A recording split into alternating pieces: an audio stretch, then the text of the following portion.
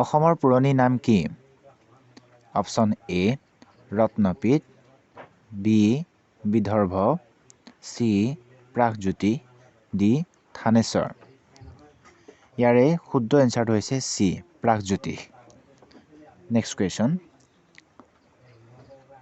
নৰনাৰায়ণ সিংহাসনত উঠাৰ সময়ত আহোম স্বৰ্গদেউ কোন আছিল? Option A Sukaphaa, option B Suphimpha, option C Sukhaamphaa, option D Suklenmung. ইয়াৰে শুদ্ধ এনচাৰটো হৈছে ডি চুক্লেনমুং। Next question. প্ৰথম আহোম স্বৰ্গদেউ কোন আছিল? A Sukaphaa, B Suphimpha, C Suklenmung, D Sukhaamphaa. ইয়াৰে শুদ্ধ এনচাৰটো হৈছে option A Sukaphaa. Next question. আহোমৰ শেষ স্বাধীন ৰজাৰ নাম কি? A Jayadhwaj Singha, B Dharmapal, C Chandrakanta, D Rudrasingha. ইয়াৰে শুদ্ধ এনচাৰটো হৈছে option C Chandrakanta.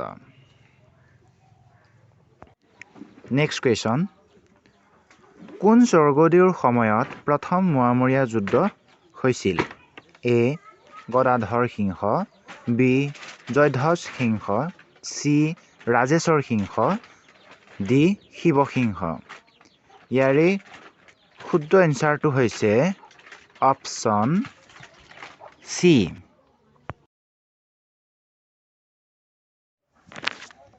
Next question. কেতিয়া শৰাইঘাটৰ যুদ্ধ হৈছিল?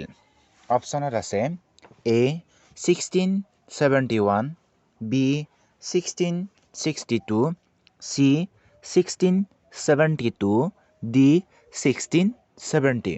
এতিয়া আমাৰ শুদ্ধ এনচাৰটো হৈছে অপশ্যন এ 1671। Next question. ইয়াণ্ডাবু সন্ধি কেতিয়া হৈছিল? অপশ্যনত আছে এ 1826, বি 1827, চি 1825, ডি 1730। ইয়াৰে শুদ্ধ এনচাৰটো হৈছে অপশ্যন এ 1826। Next question. ইটাখুলিৰ ৰণ কেতিয়া হৈছিল? A 1680, B 1869, C 1682, D 1684। ইয়াৰে শুদ্ধ এনচাৰটো হৈছে অপশ্যন চি 1682। Next question.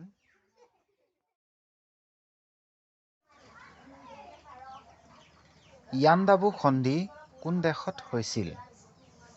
এ Brahmadesh, B Chin, C Bharat, D Pakistan. ইয়াৰে শুদ্ধ আনচাৰটো হৈছে অপশ্যন এ ব্ৰহ্মদেশ। ইয়াৰে শুদ্ধ আনচাৰটো হৈছে এ ব্ৰহ্মদেশ। Next question.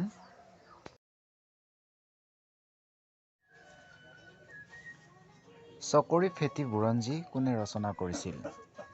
Option A Kritinath, B Badan Chandra, C Numali Borgohain, D এটাও নহয়।